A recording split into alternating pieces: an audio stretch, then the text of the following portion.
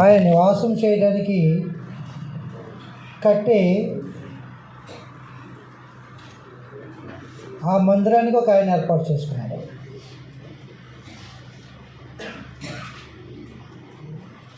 దేవుడు నివాసం చేయడానికి కట్టే అది కట్టడానికి పూనుకునే ఏ కార్యక్రమానికైనా శ్రమలో కాకుండా దేవుని పని జరిగించడానికి అవకాశం ఉంది. సిగురు అనే ఒకడు కలడు.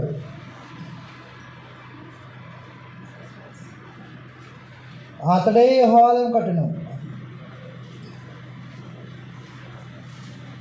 శాశ్వతమైన దేవుడు యుగ యుగాల తరతరాలు ఆ నివాసం చేయడానికి కట్టే మందిరానికి కట్టే ఆయన ఒక ఆయన ఏర్పాటు చేసుకున్నాడు. సిగురు అనే ఒక ఆయన.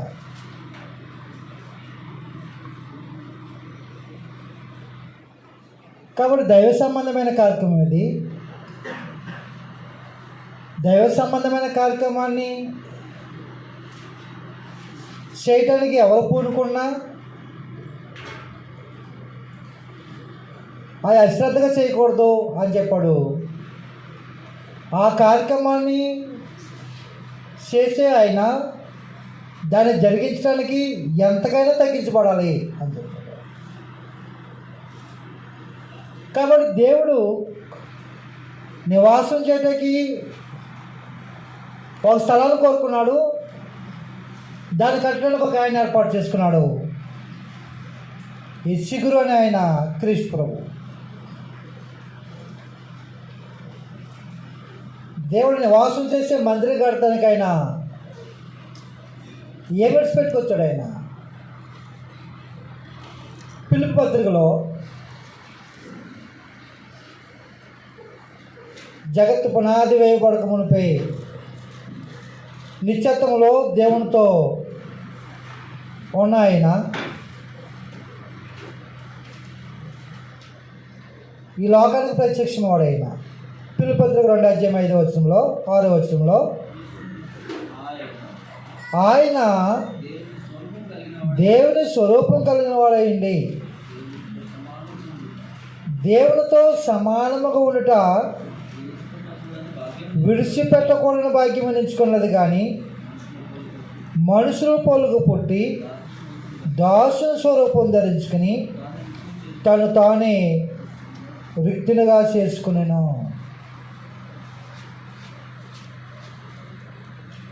ఎలాంటి కార్యక్రమాన్ని కొనసాగడానికి? దైవ సంబంధమైన కార్యక్రమాన్ని కొనసాగించడానికి, దేవుడిని నివాసం చేసే మందిరాన్ని కట్టడానికి ఆయన ఏం విడిచిపెట్టుకున్నాడు? నిత్యత్వాన్ని విడిచిపెట్టుకున్నాడు. దేవుడితో సమానముగా ఉండటం విడిచిపెట్టకూడని భాగ్యం అందించుకోలేదు. కానీ మనుషుల పోలుగు పుట్టి దాసుని స్వరూపం ధరించుకుని తను రిక్తుడిగా ఆత్మ సంబంధమైన దైవ సంబంధమైన కార్యక్రమాలు కొనసాగించే ప్రతి ఒక్కరము ఎలాంటి శ్రమలు ఉంటాయో, ఆ మందిరాన్ని కట్టడానికి ఎలాంటి ఇబ్బందులు ఉంటాయో ప్రభువైన యేసు జీవితాన్ని మనకు చూపిస్తున్నాడు. కాబట్టి ఆయన ధనవంతుడు. 2 కొరింథీ పత్రిక 8:9 పరలోకాన్ని విడిచిపెట్టుకున్నాడు. ఆయన నిత్యత్వాన్ని విడిచిపెట్టుకున్నాడు. దేవునితో సమానంగా ఉండుట విడిచిపెట్టుకోని భాగ్యం ఎంచుకోలేదు. 2 కొరింథీ 8:9 ఆయన ధనవంతుడైండి అన్నాడు.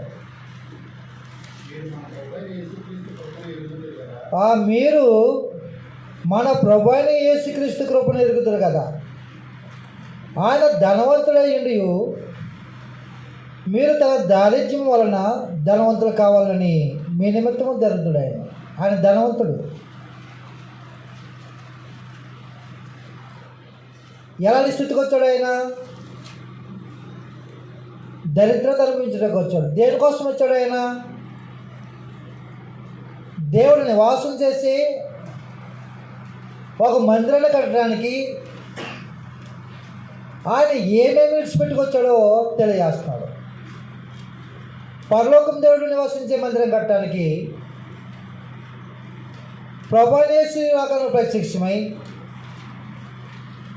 మనకంటే వ్యక్తులుగా ఈ లోకంలో ప్రత్యక్షమయ్యాడు. ఏమి లేనివాడుగా దళితులుగా ప్రత్యక్షమైన ప్రభువైన యేసు దేవుడు నివాసం చేసే మందిరం కట్టడానికి, దైవ సంబంధమైన కార్యక్రమాలు జరిగించడానికి ఎలాంటి మనసు కలిగి ఉన్నాడంటే యోహాను సువార్త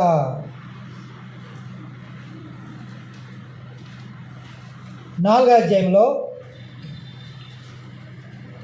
ఆయన ఆహారం ఏంటో తెలియజేస్తున్నాడు. 4వ అధ్యాయము 34వ వచనంలో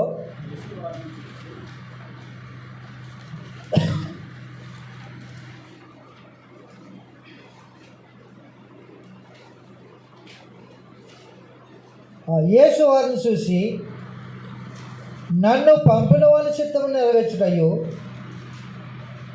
ఆయన పని తుదమెట్టించుటయు నాకు ఆహారమై ఉన్నది. కాబట్టి దేవుని యొక్క మందిరం నిర్మాణానికి ప్రభువైన యేసు ఎలాంటి త్యాగపూరితమైన జీవితానికైనా సిద్ధపడి ఈ లోకానికైనా ప్రత్యక్షమయ్యాడు. ఆయన పని ఏమంటున్నాడు? నేను తినటం కాదు, సంపాదించుకోవటం కాదు, తోటలు వేసుకోవటం కాదు, ఆ పని కాదు. నా పనే భోజనం చెప్పాడు. యేసు వారిని చూసి, నన్ను పంపిన వాని చిత్తము నెరవేర్చుటయు ఆయన పని తుదముట్టించుట నాకు ఆహారమైనది. ఆయన పని ఏంటి? ఆయన నివాసం చేసి ఒక మందిరాన్ని కట్టడం, దేవుడికి విశ్రమణ స్థానం కడతాం. కానీ పని ఉంటే ఏముంటుంది? పని చేస్తూ ఉంటే ఏముంటుంది? శ్రమ ఉంటుంది, ప్రయాస ఉంటుంది, ఆకలి లేములు ఉంటాయి, హింస ఉంటుంది, నింద ఉంటుంది. పని ఉంటేనే సమస్య ఉంటుంది. కాబట్టి ప్రభువైన యేసు దేవుడి నివాసం చేసే మందిరం కట్టడానికి, ఆ పని జరిగించడానికి పరిస్థితి ఏదైనప్పుడు కూడా దాన్ని ప్రారంభించాలి, దేవుడి ఇష్ట ప్రకారం కట్టాలి అని పూనుకున్నవాడు దేనికైనా సిద్ధపడిపోయినవాడు ఆయన. కానీ పరిస్థితులు ఎన్ని ఎదురొచ్చినా, అవమానాలు వచ్చినాయి, నిందలు వచ్చినాయి, అపహాసాలు వచ్చినాయి, ఉమ్ములు వచ్చినాయి, గుర్తులు వచ్చినాయి, అనేక పరిస్థితుల్లో రాళ్ళతో కొట్టే పరిస్థితులు ఏర్పడ్డాయి, చెప్ప మీద కొట్టిన పరిస్థితులు ఏర్పడ్డాయి. ఆయన సహించుకున్నాడంటే ఆయన యొక్క ఉద్దేశమైన ఒక ఆలోచన ఏంటంటే దేవుడికి నివాసయోగ్యమైన ఒక మందిరాన్ని కట్టాలి. అది ఆయన ఆలోచన. దానికి ఎలాంటి పరిస్థితులైనా ఎదుర్కొని ఆ పని ముగించాడు ప్రభువైన యేసు. అపోస్తలుల కార్యాలు 20వ అధ్యాయము 28వ వచనంలో అనేకమైన శ్రమలు, దైవ సంబంధమైన కార్యక్రమాలు దేనితో ప్రారంభించబడతాయంటే శ్రమలతో, ఇబ్బందులతో, అవమానాలతో, నిందలతో, బెదిరింపులతో, అపహాసాలతో. ఇలాగ దైవ సంబంధమైన కార్యక్రమాలు శాశ్వతంగా స్థిరంగా స్థాపించబడాలంటే అది శ్రమతోనే, ప్రయత్న కష్టంతోనే, ఆకలి తప్పులతోనే, లేమితోనే అది కొనసాగుతుంది. ఏ కష్టం లేకోకుండా, ఏ ప్రయాస లేకుండా దైవ సంబంధమైన కార్యక్రమాలు కొనసాగుతాయి, స్థిరంగా నిలబడవు.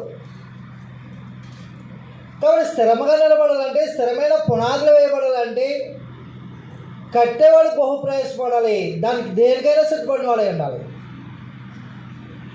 కాబట్టి ప్రభువైన యేసు దేవుని మందిర యొక్క నిర్మాణానికి ఒక ముఖ్యమైన మూలరాయిగా ఆయన ఈ లోకానికి వచ్చి దేవుడు కట్టే మందిరానికి మూలరాయి అయ్యాడు. ఆయన అపోస్తలుల కార్యాలు 20వ అధ్యాయంలో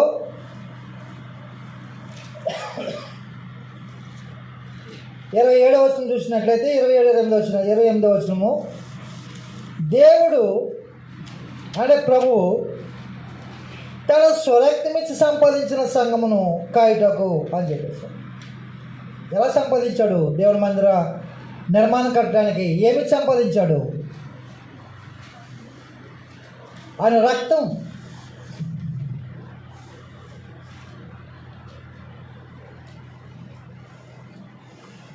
కాబట్టి అమూల్యమైన రక్తం అది, పరిశుద్ధమైన నిర్దోషమైన రక్తం అది. అలాంటి రక్తంతో దేవుని మందిరం కట్టడానికి ఆయన బ్రతికిన కాలంలో ఎలాంటి పరిస్థితులు అనుభవించాడో తెలిసిన హెబ్రీ పత్రిక 5వ అధ్యాయంలో దేవుని వాసం చేసే మందిర కట్టడం అనేది బహుగా ప్రయాసపడవలసిన అవసరం ఉంది. బహుగా శ్రమపడాలి. అనేకమైన హింసలు, అనేకమైన ఇబ్బందులు, అనేకమైన శ్రమలు. అది మొట్టమొదట ఎవరైతే పనికి పూనుకుంటారో వారి కుటుంబం నుంచే ప్రారంభించబడతాయి. కాబట్టి హెబ్రీ పత్రికలో 5వ అధ్యాయంలో 17వ వచనం చూసినట్లయితే,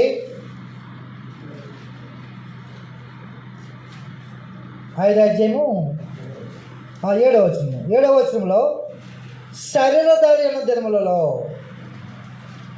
మహారోదనముతోనూ కన్నీళ్లతోనూ తన్ను మరణమును రక్షింపగల వానికి ప్రార్థనలను యాచనలు సమర్పించి భయభక్తులు కలిగినందున ఆయన అంగీకరింపబడెను.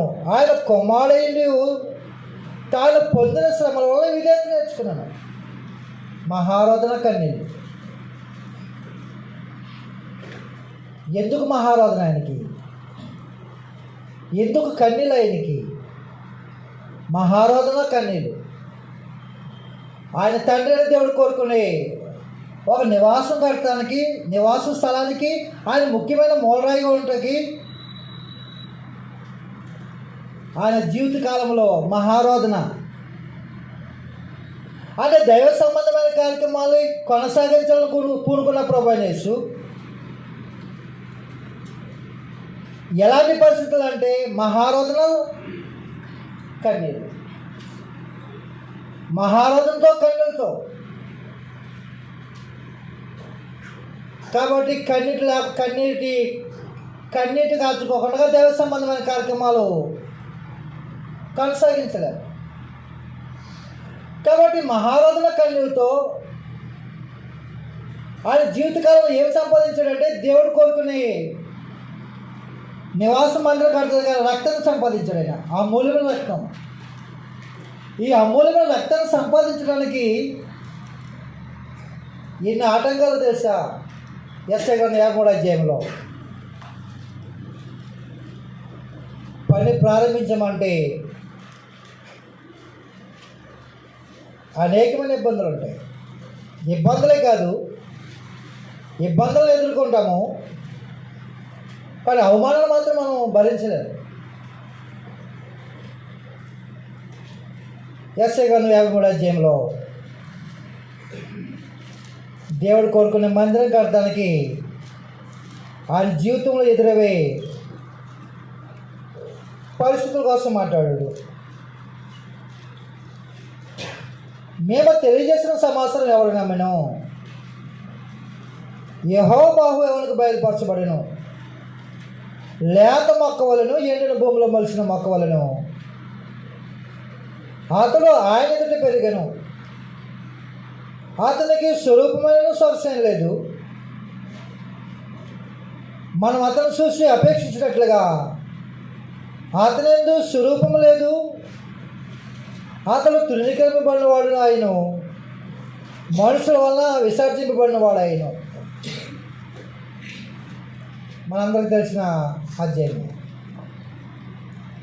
ఎవడైనా మనల్ని విసర్జించడానికో మళ్ళీ ఆడి ముఖం ఎప్పుడు మనం చూడం. ఎవడైనా బెదిరించడం అనుకో, ఆ ప్రాంతం ఆ ఇంటి వైపు మళ్ళీ ఎప్పుడు కూడా మనం పోవటానికి ఇష్టపడం. కానీ ఆత్మ సంబంధమైన మందిరం కడతాకి, దైవ సంబంధమైన కార్యక్రమాలు దేవుడి సిద్ధ ప్రకారంగా జరిగించడానికి ప్రారంభించాలంటే ప్రారంభంలో ఆటంకాలు ఉంటాయి.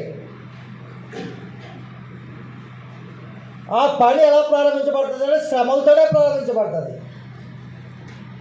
ఇబ్బందులతోనే ప్రారంభించబడుతుంది, కష్టంతోనే ప్రారంభించబడుతుంది. అన్నీ ఉండి అది ప్రారంభించబడేది కాదు. ఒక స్థిరమైన పునాదిరాయి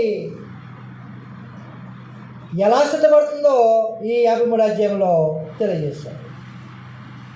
కాబట్టి దేవుడి నివాసం చేయడానికి కట్టే ఆ మందిరానికి ప్రభువైన యేసు మూల రాయిగా ఉండడానికి ఇష్టపడిన వాడే, పరిస్థితులు ఏమైనప్పుడు కూడా అధిగమించి మరణం వచ్చినా ఆయన మరణాన్ని ఏం చేయలేదంటే మరణానికి భయపడలేదు ఆయన. కాబట్టి దేవుడు కోరుకునే విశ్రమ స్థానానికి మూల రాయి ఎవరంటే ప్రభువైన యేసు. ఎఫెసీ పత్రిక 4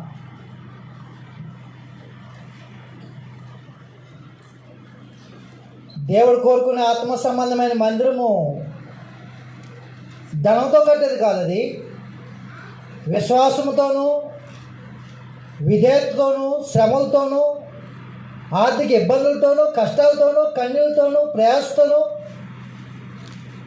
నష్టముతోనూ, దెబ్బలతోనూ దాన్ని కట్టే మందిరం అది. ఎఫెసీ పత్రిక 1 అధ్యాయంలో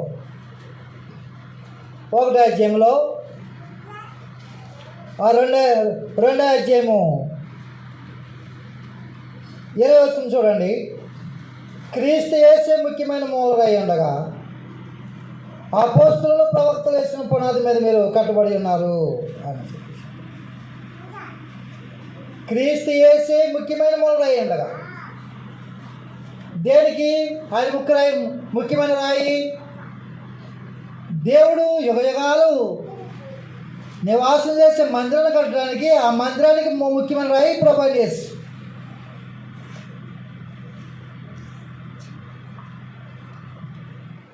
ఇప్పుడు ప్రభువైన యేసు క్రీస్తే ముఖ్యమైన రాయి అంటే అపోస్తలులు ప్రవక్తలు కొత్త నిబంధన ప్రవక్తలు ఏమైనారు?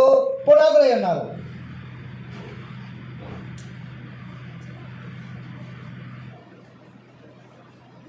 అపోస్తలులు కొత్త నిబంధన ప్రవక్తలు ఆ మందిరానికి పునాదులై ఉన్నారు.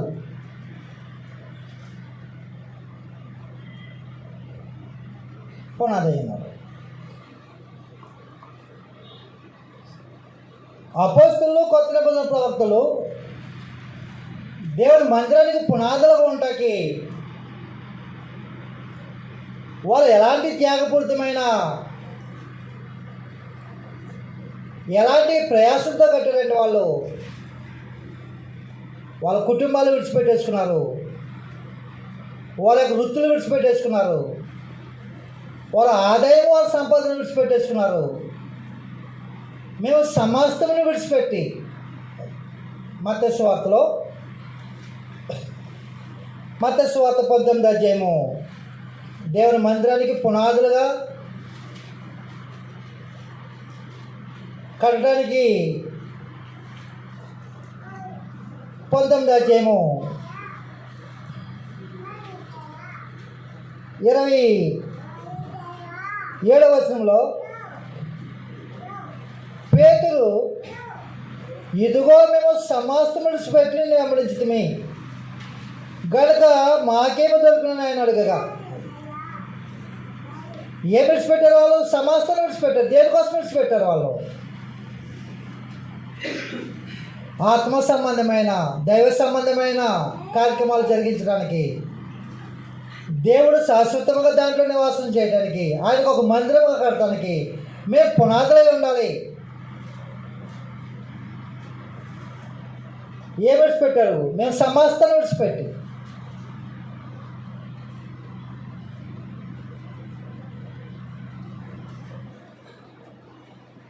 సమస్తాన్ని వాళ్ళు ఎలా చూశారు? వాళ్ళు ఫిలిప్పీ పత్రికలో అపోస్తలుడు పౌలు అంటాడు, ఫిలిప్పీ పత్రిక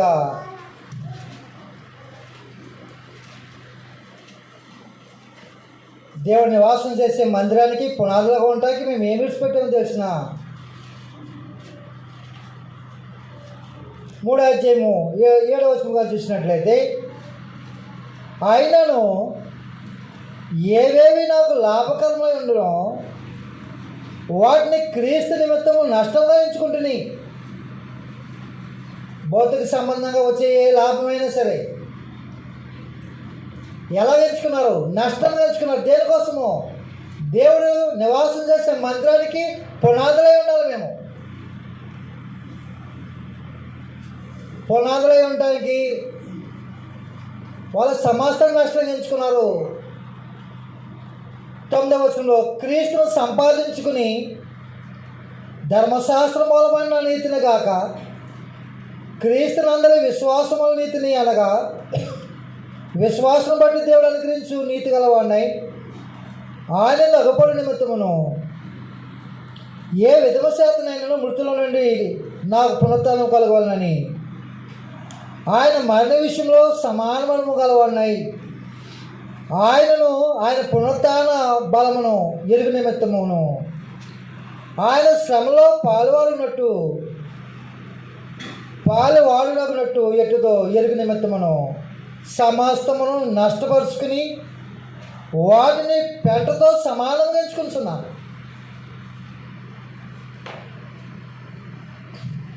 కాబట్టి దేవుని యొక్క మందిరానికి పునాదులుగా మేమై ఉండాలని, ఆ మందిరంలో దేవుడు నివాసం చేయాలని వాళ్ళు ఏమి విడిచిపెట్టుకున్నారు? సమస్తాన్ని నష్టముగా పెంటగా ఎంచుకున్నారు. వాళ్ళు దేవుని మందిరం విశ్రాంతి చేయాలి. అంతేకాకుండా ఆ మందిరానికి పునాదులుగా వాళ్ళు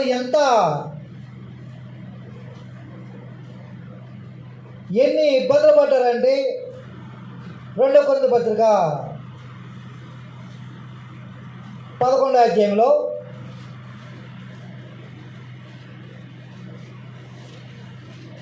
11వ అధ్యాయము 23వ వచనం కానీ చూసినట్లయితే, పని చేస్తే ఏముంటుందంటే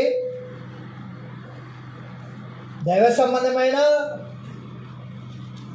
ఆత్మ సంబంధమైన మందిరాన్ని విశ్రాంతి చేయడానికి ఆ పని పూనుకుంటే పరిస్థితులు మనకు అనుకూలంగా ఉండవు. ఆయన ఎప్పుడు కూడా దాన్ని సిద్ధపడాలని అపోస్తలులు దేవుని మందిర నిర్మాణానికి పునాదులు వాళ్ళు ప్రయాసపడ్డారు. 3వ వచనము, వారు క్రీస్తు పరిచారకుల వెర్రివాళ్ళ వల్ల మాట్లాడుతున్నాను, నేను మరి ఎక్కువగా క్రీస్తు పరిచారకుడును, మరీ విశేషంగా ప్రయాసపడుతుంది, మరి అనేక పర్యాయములు సరసలో ఉంటుంది, అపారమితముగా దెబ్బలు తింటుని, అనేక మార్లు ప్రాణాయామంలో ఉంటుంది, యూదుల చేత 5 మార్లు ఒకటి తక్కువ 40 దెబ్బలు తింటుని, ముమ్మారు బెత్తములతో కొట్టబడుతుంది, ఒకసారి రాళ్ళతో కొట్టబడుతుంది, ముమ్మారు ఓడ పగిలి శ్రమపడుతుంది, ఒక రాత్రి పగళ్ళు సముద్రంలో గడుపుతుంది, అనేక పర్యాయములు ప్రయాణములలోనూ నదుల వలనైనా ఆపదల్లోనూ దొంగల వలనైన ఆపదల్లోనూ నా స్వజనులైన ఆపదల్లోనూ అనుజనుల వలన ఆపదల్లోనూ పట్టణంలో ఆపదల్లోనూ అరణ్యంలో ఆపదల్లోనూ సముద్రంలో ఆపదల్లోనూ ఇంకా అనేక మంది సంగతులు పడ్డాడు. అంటే దైవ సంబంధమైన కార్యక్రమాలు చేయటానికి పూనుకుంటే కనుక ఎలా స్థిరపడతాయంటే ఆ శ్రమల వల్ల, ఇబ్బందుల వల్ల, ఇరుకుల వల్ల దైవ సంబంధమైన ప్రతి కార్యక్రమం స్థిరపడుతుంది శాశ్వతంగా. కాబట్టి అపోస్తలులు దేవుడు నివాసం చేసే మందిరానికి వాళ్ళు ఏమైనారంటే పునాదులై ఉన్నారు. ఆనాడు మొదటి శతాబ్దంలో క్రైస్తవులు ఆ మందిరానికి వాళ్ళు ఏమన్నారంటే సజీవమైన రాళ్ళు ఉన్నారు క్రైస్తవులు. అపొస్తలుల కార్యాల్లో పేతురు ప్రసంగం చేశాడు. ఆయన 3,000 మంది బాప్తిసం పొందారు. సంఖ్య పెరిగింది, విస్తరిస్తుంది. వాళ్ళు దేవుని నివాసం చేయడానికి మందిరంగా కట్టబడటానికి వాళ్ళు ఎలాంటి త్యాగపూరితమైన జీవితాలు కలిగిన వాళ్ళంటే అపొస్తలుల కార్యాలు 4వ అధ్యాయంలో ఆత్మ సంబంధమైన మందిరాన్ని విశ్రాంతి చేయడానికి ఇబ్బందులతో కాకుండా నెమ్మదిగా ప్రశాంతంగా చేయడానికి అవకాశం ఉండదు. 4వ అధ్యాయంలో 32వ వచనం కానీ చూసినట్లయితే విశ్వసించిన వారందరూ ఏకహృదయమును ఏకాత్మ గలవారైండరి. ఎవరు తనకు కలిగిన వాటిలో ఏది తనదని అనుకోలేదు. వాళ్ళకి కలిగినదంతయు వాళ్ళకి సమిష్టగా ఉండెను. ఇదిగాక అపోస్తులు బహుబలముగా ప్రభువైన యేసు పునరుత్థానం గురించి సాక్ష్యం ఇచ్చిరి. దైవ కృప అందరి యందు అధికముగా ఉండెను. భూములైనను ఎండ్లైనను కలిగిన వారందరూ వాటిని అమ్మిన వాటి వెల తెచ్చి అపోస్తుల పాదం మీద పెట్టుచు వచ్చిరి. వారు ప్రతి వానికి వాని అక్కడ కొద్ది పంచిపెట్టారు కనుక వారిలో ఎవరికి కొదువలేకపోయారు. కాబట్టి ఆనాడు దేవుని మందిరంగా కట్టబడిన ఆది క్రైస్తవులు ఎలాంటి త్యాగపూరితమైన వాళ్ళు అంటే వారు శరస్తు రాష్ట్రం అమ్మేసి అట్ల పోగొట్టడం కాకుండా ప్రాణాలు కూడా అనేకమైన శ్రమలు 8వ అధ్యాయంలో అనేకమైన శ్రమలు అనుభవించారు. కాబట్టి ఈనాడు ప్రభు సంఘం మనకు పరిచయం ఉంది. ఆనాడు వాళ్ళు ఆ పరిస్థితులు అనుభవించుకోకుండా ఉంటే ఈనాడు ఇంతవరకు ప్రభు సంఘము మనకు అందుబాటులోకి వచ్చేది కాదు. 8వ అధ్యాయంలో 1వ వచనం, ఆ కాలమందు యెరూషలేములోని సంఘములకు గొప్ప హింస కలిగినందున అపోస్తులు తప్ప అందరూ యోదయ సమరయ దేశంలో చెదిరిపోయి భక్తిగల మనుషులు స్తెఫను సమాధి చేసి అతని గురించి బహుగా ప్రలోభించిరి. సౌలైతే ఇంటింటి వచ్చి పురుషులను స్త్రీలను ఇచ్చుకుని పోయి శరసాలు వేయించి సంఘమును పాడు చేసినను. కాబట్టి చెదిరిపోయిన వారు సువార్త వాక్యమును ప్రకటించు సమాచారము సంచారం చేసిరి. ఆనాడు ఆది సంఘము దేవుని మందిరం కట్టబడతాకి ఎలాంటి త్యాగపూర్తిమైన జీవితాలు. కాబట్టి నేడు మనము క్రైస్తవులుగా దైవ సంబంధమైన కార్యక్రమంలో కొనసాగించే విషయంలో మనం ఎలాగున్నామంటే పిలుపత్రుకు తెలియజేశాడు. దైవ సంబంధమైన కార్యక్రమం కొనసాగించే విషయంలో మనం ఎలాగున్నాం?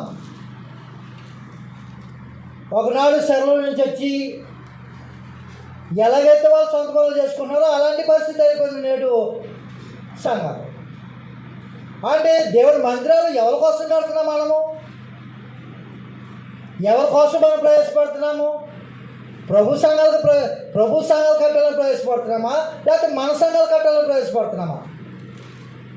పలానా చోట పలానా సంఘం, పలానా చోట పలానా సంఘం.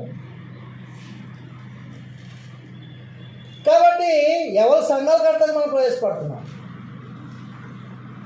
పిలుపు పత్రికలో 2వ అధ్యాయంలో 3వ అధ్యాయము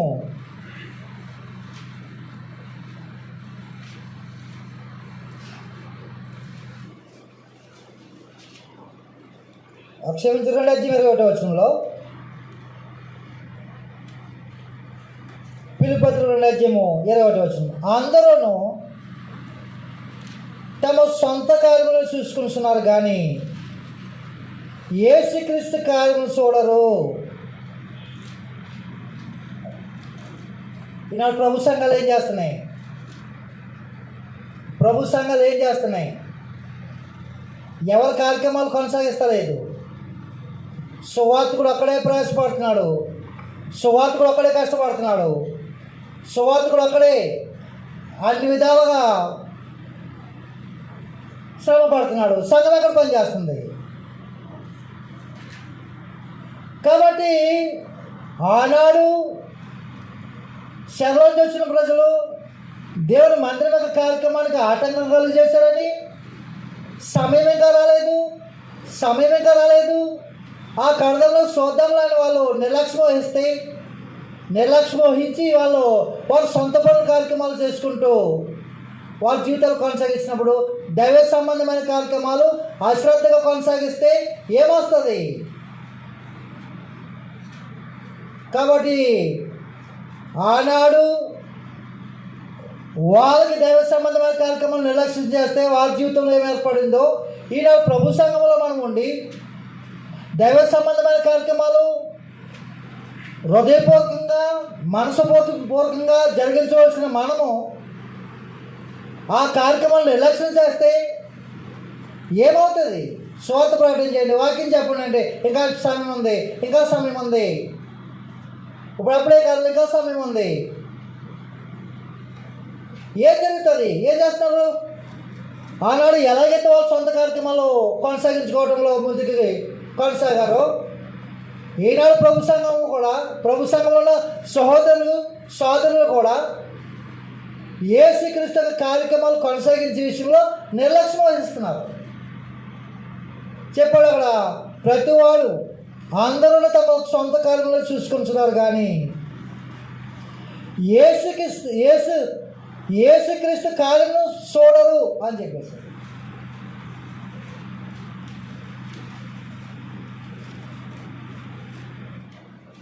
ఎంత వాక్యం నేర్చుకుంటున్నారు, ఎంత జ్ఞానం నేర్చుకుంటున్నారు. ఎందుకు నేర్చుకున్నారు? మాకు తెలుసు అన్నట్టుగా నేర్చుకున్నారా? లేకపోతే ఆత్మ సంబంధమైన దేవుని రాజ్యాన్ని విస్తరింపజేసి క్రీస్తు సంఘాలని స్థాపించాలనే ప్రయత్నం శ్రమతో పనిచేస్తున్నారా? లేకపోతే ఎవరి సంఘాలు కట్టుకోవడానికి మనం ప్రయాసపడుతున్నాం?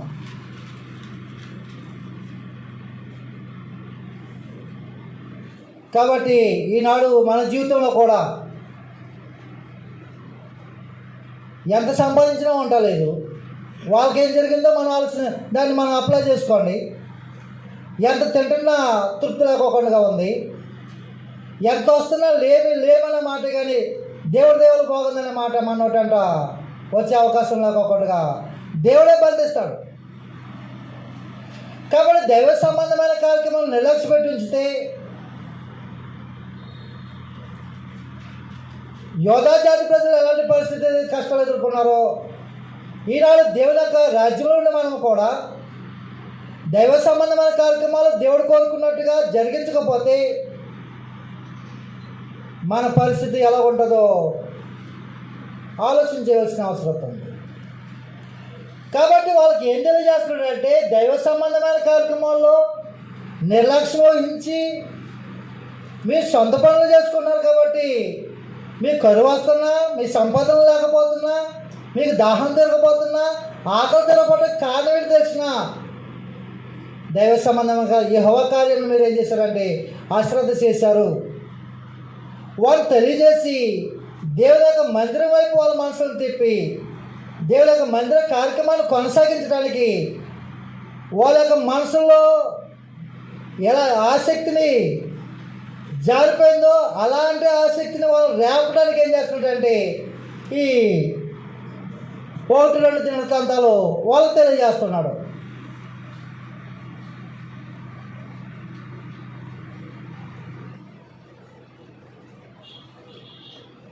ఈ 1 దినవృత్తాంతాలు ఎందుకు రాశాడంటే అందుకోసం రాశాడు.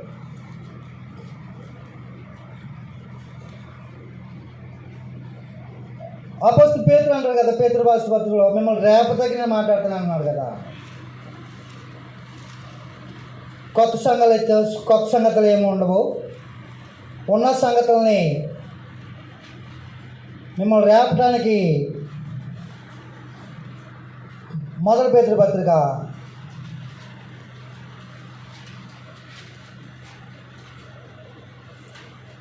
1వ అధ్యాయంలో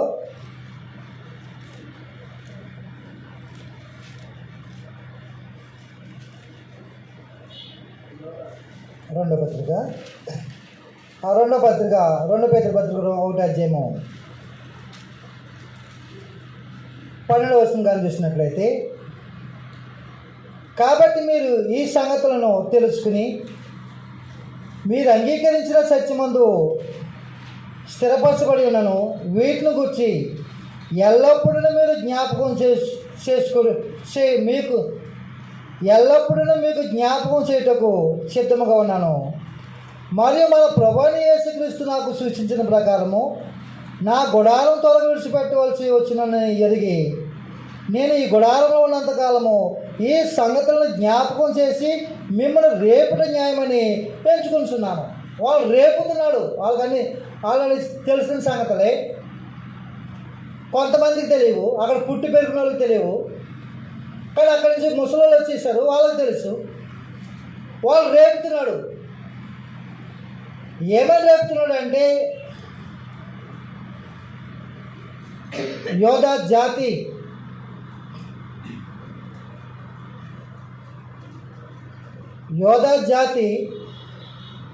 దేవుని విషయంలో కానీ దైవ సంబంధమైన కార్యక్రమాలు జరిగించే విషయంలో కానీ యోధా జాతిని పరిపాలన చేసిన రాజుల సహితము వారు దేవుని యొక్క కార్యక్రమాల పట్ల ఎలాంటి ఆసక్తి పరులో, ఎలాంటి త్యాగపూరితమైన జీవితాలు కలిగిన వాళ్ళు, ఎలాంటి పనులైన దైవ సంబంధమైన కార్యక్రమాలు జరిగించడానికి ఎంత కష్టమైనా, ఎంత నష్టమైనా, ఎంత త్యాగాలైనా చేసి దైవ సంబంధమైన కార్యక్రమాలు ఎంత ఉన్నతమైన స్థితిలో జరిగించాలన్న సంగతి వాళ్ళ యొక్క రాజుల యొక్క లిస్టు ఉదయం మనం రాసుకున్నాం కదా. యోధా రాజుల యొక్క లిస్టు రాసి దైవ సంబంధమైన కార్యక్రమాల విషయంలో ఆసక్తి కలిగిన రాజుల యొక్క రాజ్య పరిపాలన, దేశం యొక్క సౌభాగ్యము ఎంత ఉన్నతంగా ఉన్నదో, దైవ సంబంధమైన కార్యక్రమాలను నిర్లక్ష్యం చేసిన రాజుల యొక్క పరిపాలనలో రాజు పరిస్థితి, ఆ ప్రజల పరిస్థితి ఎంత దుస్థితి దిగజారిపోయిందో ఆ సంగతిలో ఈ రెండు పుస్తకాల్లో చర్చిస్తున్నాడు. ఎందుకు వాళ్ళు తెలియజేస్తున్నాడు అంటే, వాళ్ళు దేవుడి పట్ల ఎలాంటి మనసు అయితే కోల్పోయారో ఆ మనసును మళ్ళీ రేపుతున్నాడు. రేపి వాళ్ళు ధైర్యపరిచి దైవ సంబంధమైన కార్యక్రమాలు చేయాలి. కాబట్టి మన యొక్క యోధా జాతి అంటే ఏంటి, మన రాజుల యొక్క పరిస్థితి ఏంటి, వాళ్ళ యొక్క వారసత్వాన్ని దైవ సంబంధమైన కార్యక్రమాలు జరిగించే ఆ విషయంలో వాళ్ళ యొక్క వారసత్వాన్ని అందిపుచ్చుకుని దావీదు యొక్క సింహాసనం శాశ్వతకాలం ఉండాలని, మెస్సయ్య కొరకు ఎదురు చూస్తూ నిరీక్షణతో మన జీవితాలు కొనసాగించాలని వాళ్ళని ఏం చేస్తున్నారంటే అగ్గయ్య జక్రయ్య వాళ్ళని ప్రోత్సహిస్తూ ధైర్యపరుస్తూ ఉన్నప్పుడు ఈ పుస్తకం ఎవరు రాశారో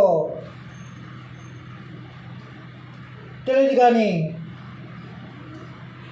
అందుకు రాయబడింది పుస్తకం. ఎక్కువ ఎజ్రా రాశారని అంటారు. వాళ్ళని ప్రోత్సహించడానికి, వాళ్ళని రేపడానికి, వాళ్ళ విశ్వాసాన్ని బలపరచడానికి, వాళ్ళ ఆసక్తిని పురుకొల్పడానికి, దైవ సంబంధమైన కార్యక్రమం పట్ల వాళ్ళు ఎలాంటి త్యాగాలు కలిగి ఉండాలో ఆ సంగతులు ఏం చేశారంటే మొదటి దినవృత్తాంతాలు, రెండో దినవృత్తాంతాల్లో తెలియజేశారు. కాబట్టి రాజ్యాలు ఏర్పాటు చేసిన రాజులే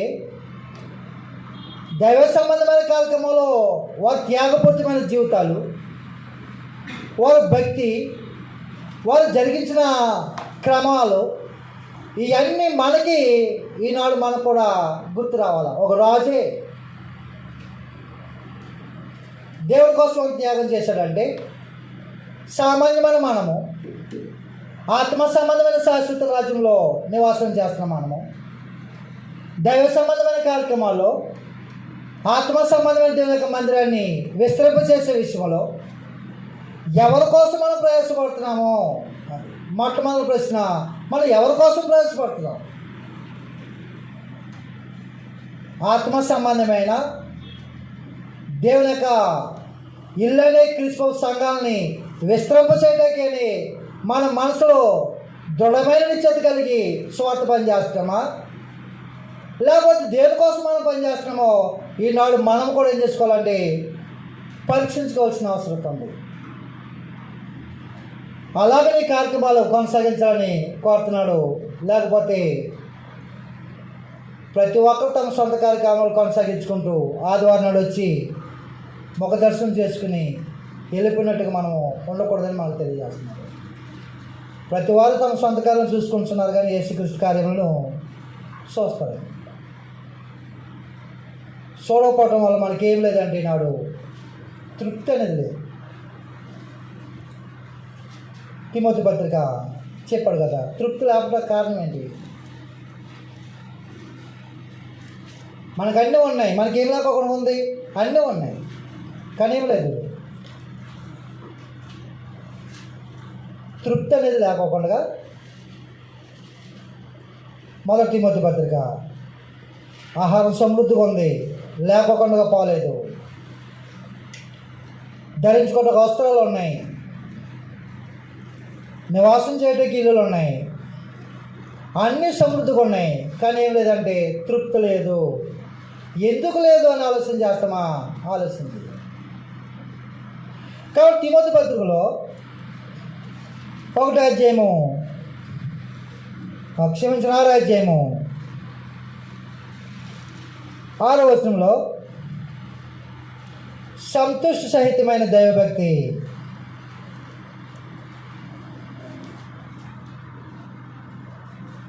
గొప్ప లాభసాధనమైనది. మనం ఈ లోకంలోనికి ఏమి తేలేదు, దీనిలో నుండి ఏమి తీసుకుని పోలేము. కాగా అన్న వస్త్రములు గలవారమైంది వాటితో తృప్తి పొందిందుము. అన్న వస్త్రములు కలిగి ఉండి వాటితో తృప్తి పొందిందుము. ఎవరికి తృప్తి?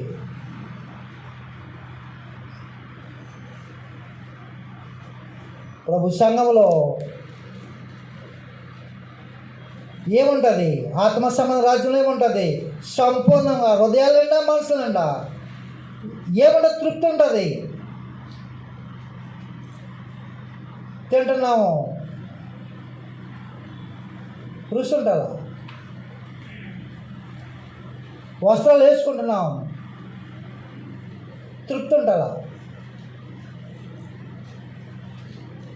కాబట్టి మనసు హృదయం ఏమైపోయిందంటే చాలు అన్నట్టు కాకుండా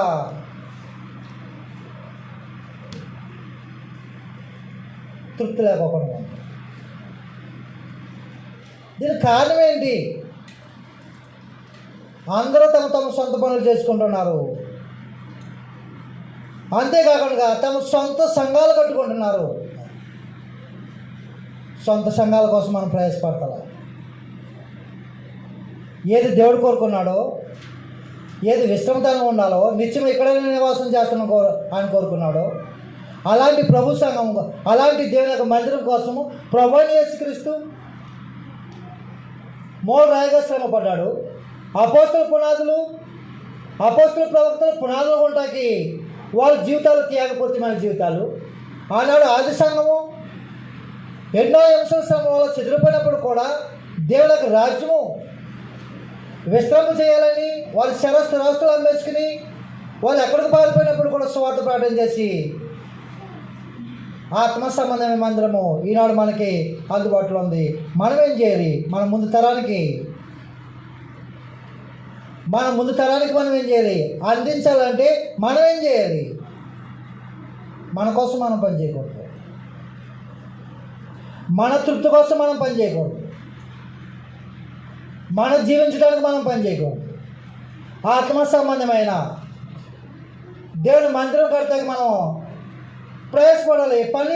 మనం పని ప్రారంభించే మనకి ఏముంటుంది? ప్రభువైన యేసుక్రీస్తు పని ప్రారంభించాడు, నాకు పని ఆహారం అన్నాడు.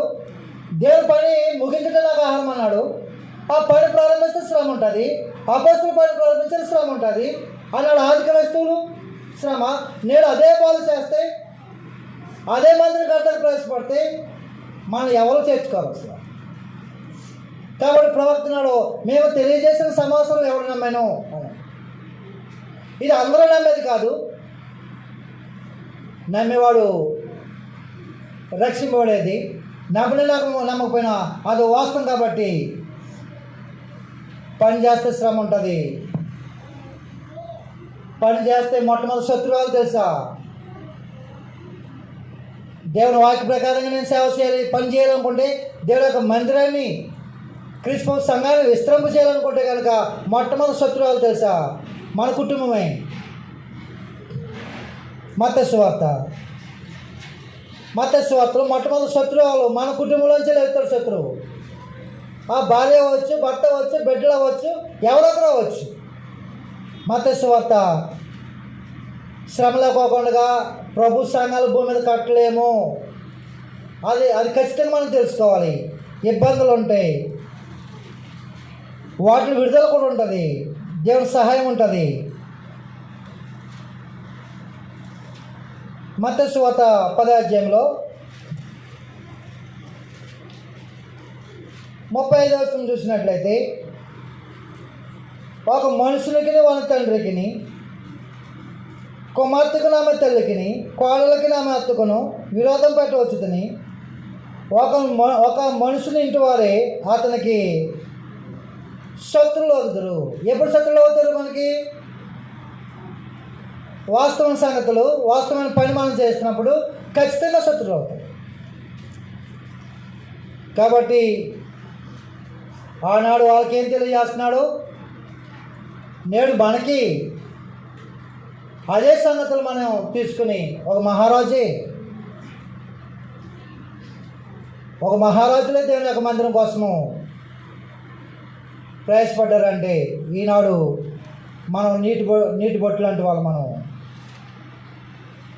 మనం ఎంతగా ప్రయాసపడాలో ఆలోచన చేసి ఆత్మ సంబంధమైన రాజ్యాన్ని విస్తరింప చేయడానికి శ్రమ అయినా, ఇబ్బందులైనా, ఆటంకాలైనా, హింస అయినా, బెదిరింపులైనా ఎదుర్కొని ఆ పనిని స్థాపిస్తే ఇంకా అది ముందుకి కొనసాగడానికి అవకాశం ఉంటుంది. కాబట్టి వాళ్ళకి ఏం తెలియజేస్తున్నాడంటే, మన రాజుల యొక్క గతాన్ని ఆలోచించండి, ఒకసారి మన రాజుల యొక్క జీవితాన్ని ఆలోచించేయండి, వారి దైవ సంబంధమైన కార్యక్రమాన్ని ఆలోచించేయండి. దైవ సంబంధమైన పట్ల వాళ్ళకున్న విశ్వాసాన్ని, వాళ్ళకున్న విధేయతని, దేవుడి పట్ల వాళ్ళకున్న గౌరవాన్ని, ధర్మశాస్త్రాన్ని అనుసరించే విషయంలో వాళ్ళు ఎలాంటి శ్రద్ధాభక్తులు కలిగి ఉన్నారో ఆ సంగతులు ఈ 2 పుస్తకాల్లో చర్చిస్తున్నాడు. కాబట్టి మనం చదువుకుంటే సరిపోతుంది. మీకు 2 పుస్తకాలు మీకు అర్థమైనట్టే. మనం చదువుకుంటే సరిపోతుంది. కాబట్టి మధ్యాహ్నం చదువుకుందాం, అంతే కదా, 1 గంటల వరకు చదువుకుందామా. మొదటి దినవృత్తాంతాలు 1వ అధ్యాయం నుండి 9వ అధ్యాయం వరకు.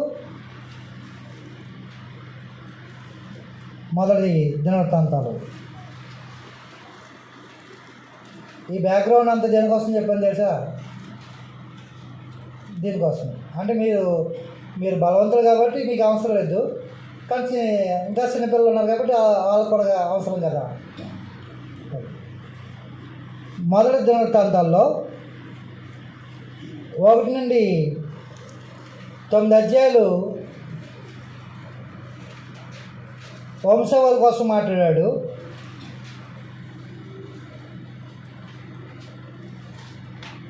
ఈ పుస్తకం 2 భాగాలు అన్నమాట.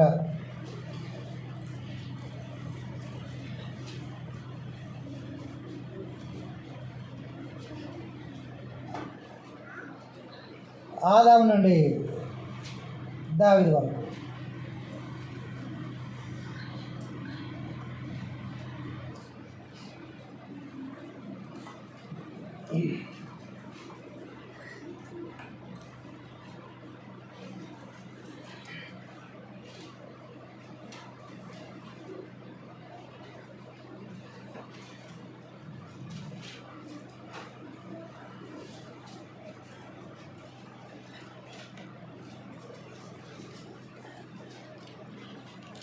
నుండి 29 వరకు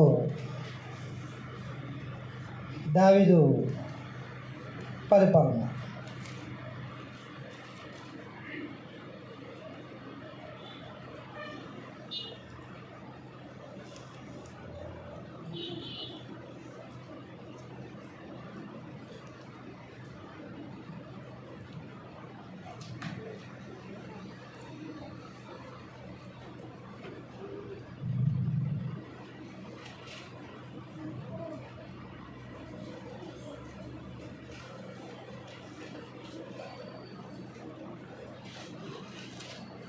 ఒకటి నుండి 9 అధ్యాయాలు, ఆదాము నుండి దావీదు వరకు వంశావళి.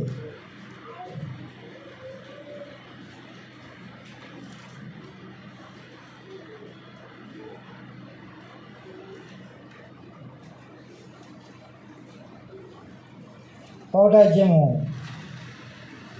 1 నుండి 3 వచనాలు ఆదాము నుండి నోవహు వరకు, నోవహు వంశావళి. ఆదాము నుండి నోవహు వంశావళి వరకు ఒకటో అధ్యాయము మొదటి దినవృత్తాంతాలు, 1వ అధ్యాయం 1 నుండి 3 వచనాలు. 4 వచనాలు చేసుకోండి, కలిపి ఉన్నది అక్కడ. మొదటి దినవృత్తాంతంలో 1వ అధ్యాయము 1 నుండి 4 వచనాలు ఆదాము నుండి నోవహు వంశావళి. 1వ అధ్యాయము 5 నుండి 7 వచనాలు యాపెతు కుమారుల వంశావళి, యాపెతు వంశావళి.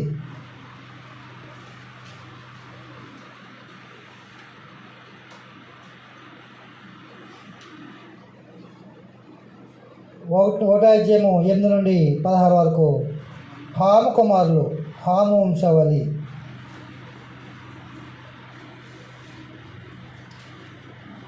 1వ అధ్యాయం 15 నుండి 23 వరకు షేము వంశావళి. మీరు జాగ్రత్తగా చదువుకుంటే సరిపోతుంది, మీకు రాసుకుంటే చెప్తాను.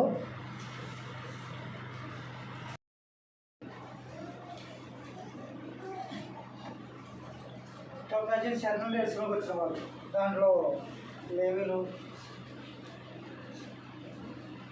కుమార్, ఈ 1 అధ్యాయం.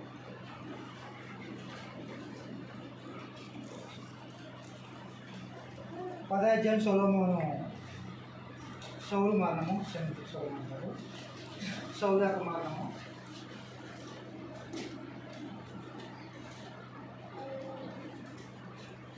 11వ అధ్యాయం చదువు.